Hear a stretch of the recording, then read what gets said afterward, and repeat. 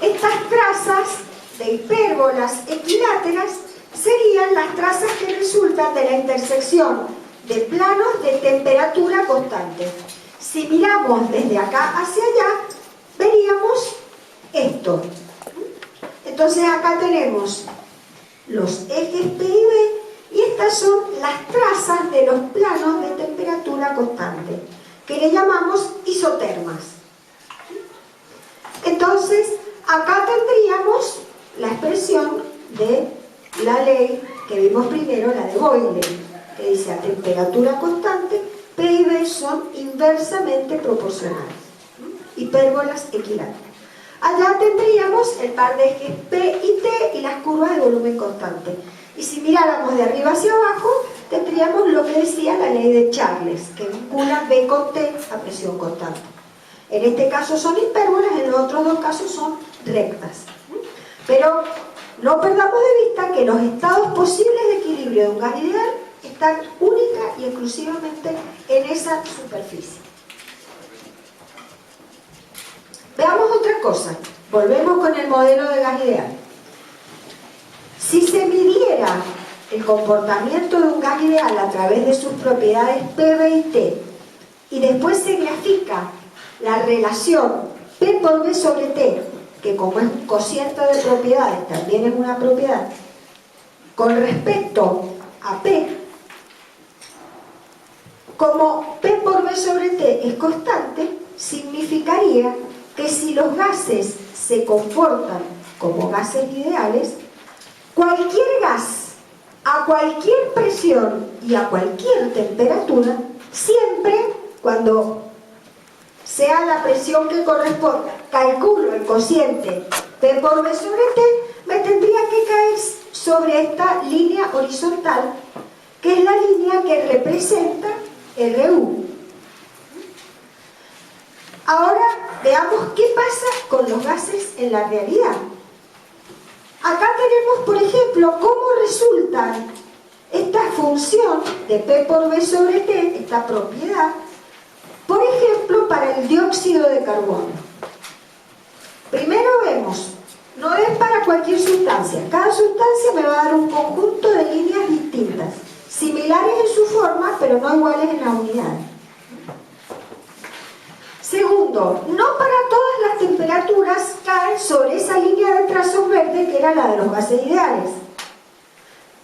De acuerdo a las temperaturas me van a caer en estas líneas que vemos acá para las distintas temperaturas.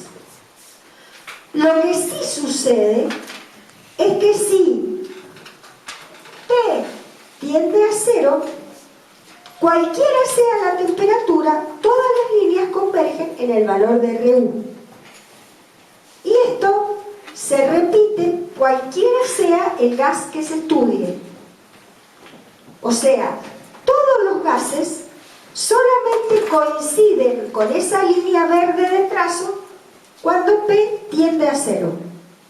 ¿Qué quiere decir eso?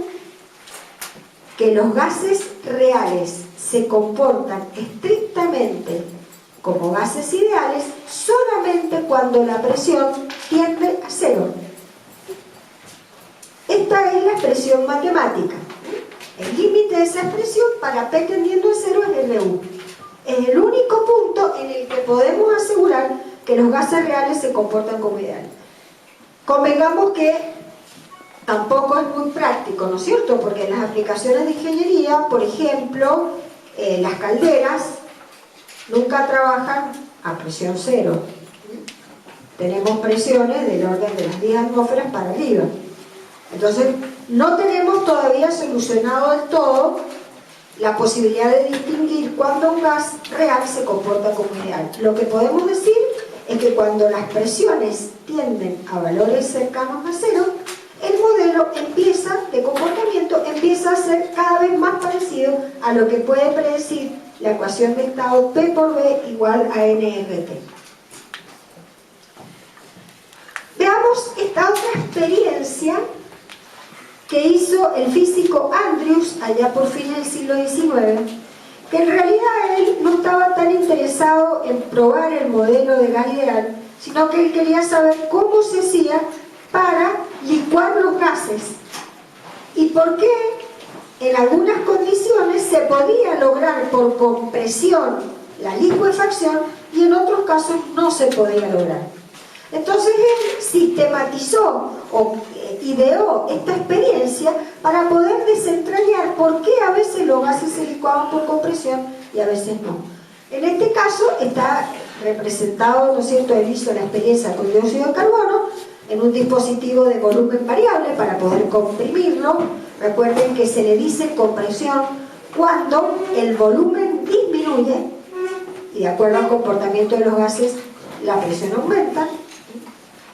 Entonces, fue disminuyendo el volumen a temperatura constante, siempre se varía una propiedad por vez y la otra se deja constante para poder desentrañar cómo es la relación funcional, ¿no es cierto? Entonces, por ejemplo, arrancó a esta temperatura, a temperatura constante fue reduciendo el volumen, como ya lo había observado Boyle, la presión iba aumentando, pero él vio que a partir de cierto valor de volumen ya no se producía más un aumento de presión, sino que la presión se conservaba constante. ¿Qué es lo que pasaba? Comenzaba a aparecer una segunda fase que era la fase líquida. Entonces, en tanto que existiera líquido, la presión no se movía, siempre que T fuera constante, no se movía. Hasta que no quedaba ni una gotita de vapor, recién entonces, a partir de acá, ya lograba la licuefacción del gas y pequeñísimas disminuciones de volumen, como en los líquidos son incompresibles, producían grandes variaciones de presión. Entonces él, primero, mirando esto, no son hipérbolas equiláteras, ¿no es cierto? Tienen esta forma quebrada, este segmento que es el heterogéneo, y a medida que la temperatura se iba aumentando, había un valor de temperatura para el cual se producía el cambio de fase en forma instantánea, se producía este punto de inflexión a tangente horizontal en la isoterma, y si las compresiones se hacían a temperaturas superiores a esta, ya no podía licuarse el gas. Entonces, a medida que la temperatura seguía creciendo, suficientemente alejado del punto crítico, recién se obtenían las hipérbolas equiláteras. Pero en las cercanías del punto crítico no se obtenían las hipérbolas equiláteras. Quiere decir que este modelo de gas ideal debe tener algo más que introducir para poder modelar estos estados. Entonces, Van der Waals, teóricamente, por eso se dice esta es una ecuación teórica, dijo, bueno, ¿qué es lo que debe pasar? Y, en primer lugar, él la plantea así, ¿no es cierto? En vez de P por B, P más A sobre B cuadrado, B menos B, igual a RT. O sea, aparece la constante universal, sigue, pero aparecen estas otras dos constantes A y B. Esta ecuación la han visto ustedes en química, ¿no es cierto? Bueno, entonces, estas constantes tienen un valor numérico diferente de acuerdo al gas. Por eso esta no es una ecuación generalizada, porque tiene diferentes constantes de acuerdo al tipo de gas de que se trata. Como ustedes saben y recuerdan, ¿de dónde venían? ¿Por qué se agregaron estos dos términos? Uno sumado a la presión y otro restado al volumen. Bueno, el B, que se llama covolumen o volumen molecular, tiene en cuenta el volumen que ocupa las moléculas de gas. El gas ideal decía, las moléculas no ocupan lugar. No es así, dijo él. A medida que las presiones van aumentando, es más significativo el volumen que ocupan las moléculas del gas. Quiere decir, el volumen medido, que es el volumen del recipiente, no está todo disponible para el movimiento. Hay que descontarle el espacio que ocupan las propias moléculas. Por eso resta ese espacio y el B, que hay que restarle al B corta, que es el volumen, restarle el B larga, que es el covolumen o volumen que ocupan las moléculas. Es una constante para cada gas, depende del tamaño de la molécula. Bien, siempre hablando en metros cúbicos por mol, por ejemplo, como hemos planteado la ecuación. ¿Por qué le suma algo a la presión medida La presión absoluta medida es P. Y Van der Waals suma un término que se llama presión interna, que es A sobre B al cuadrado, por el siguiente razonamiento. Y dice, las fuerzas de atracción o repulsión, pero digamos en el campo en que esto es aplicable en las fuerzas de atracción, existen sobre todo cuando las presiones aumentan, quiere decir que hay más masa. Las moléculas empiezan a estar más cerca y ya no son despreciables las fuerzas de atracción molecular. Ahora, si las moléculas están en el centro, la resultante de toda la fuerza de atracción es cero. ¿Por qué? Porque las tiran igualmente de todos lados. Entonces no hay fuerza neta. Pero cuando están pegadas al borde o cerca, pegadas siempre se están moviendo, no es un movimiento aleatorio, pero la franja de moléculas que queda cerca del borde sí tiene una resultante, sería aquella situación, una resultante que tira hacia adentro. Quiere decir que en definitiva hay una tendencia a que no estén muy pegadas al recipiente, sino que tiendan a irse más al centro. Por lo tanto, cuando uno mide la presión, que la mide en las paredes del recipiente, está midiendo una presión menor que la que mayoritariamente somete o está sometido el gas. Por eso él dice, hay que corregir el valor P medido sumándole este resultado de las fuerzas de atracción que lo mide como el cuadrado, inversamente proporcional al cuadrado de la distancia, midiendo la distancia a través del volumen específico del recipiente, del gas en el recipiente. Entonces queda P más A sobre B al cuadrado. Entonces Van der Waals plantea este modelo teórico haciendo estas suposiciones y ahora falta encontrar los valores de las constantes A y B para cada gas. Bien. Entonces, acá tenemos el comportamiento que pudo ver Andrews como era. Van der Waals tenía que tratar de que su ecuación reproduzca esto. Entonces, matemáticamente hizo una, digamos, deducción muy inteligente y dijo, bueno, si esta ecuación debe modelar el comportamiento del gas, debe ser capaz de modelar cualquier punto de estas isotermas. Entre ellos, el punto crítico.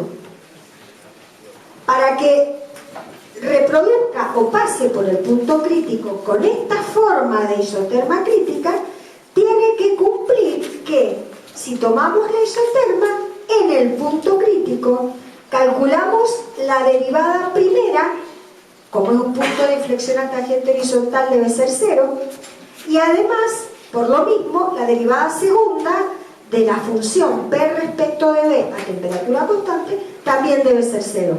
Entonces él dijo, si la fuerzo a pasar, obligo la ecuación a pasar por el punto crítico con esta forma experimental de la isoterma crítica, tiene que cumplir aquellas dos expresiones. Entonces después obligó a la ecuación a eso. ¿Y qué significa? Aquella es la ecuación con P explicitado. Se deriva la derivada primera respecto a B, la derivada segunda respecto de B a T constante, y se obtiene, se igualan a cero. Entonces se logra el sistema de ecuaciones del cual es posible despejar las constantes A y B. Haciendo eso siempre para el punto crítico, se obtienen aquellos valores teóricos de las constantes A y B para cada uno de los gases.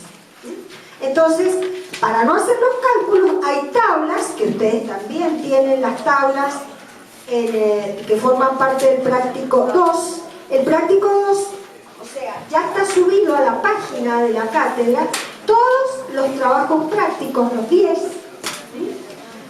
entre ellos el 2, que es el que vamos a hacer hoy.